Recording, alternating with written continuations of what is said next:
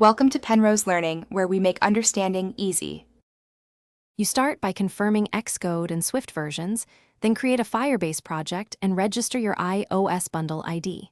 Once done, download Google Service Info. List and drop it into the app target. Next, add Firebase SDKs with CocoaPods or Swift Package Manager, Firebase Core at minimum.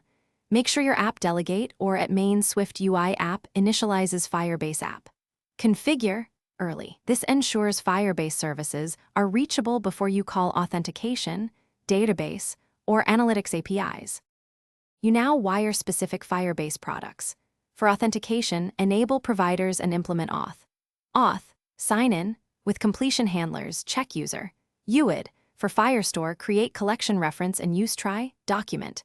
Data as model, self with codable to map data. When writing, use transactions or batched writes to maintain consistency.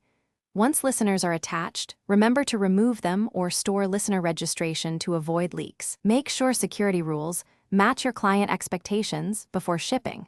You finish by testing flows, sign in, reads, writes, and file uploads on a real device. Once validated, configure remote config and analytics events. If something breaks, first confirm Google Service Info. List target membership and exact bundle ID match. Then enable Firebase debug logging and inspect network calls for authorization errors. Security rules often block writes. If listeners return nil, check rules and index requirements. Finally, incrementally enable features to isolate issues and retry. Thanks for watching. If this was helpful, leave a like and consider subscribing. See you next time.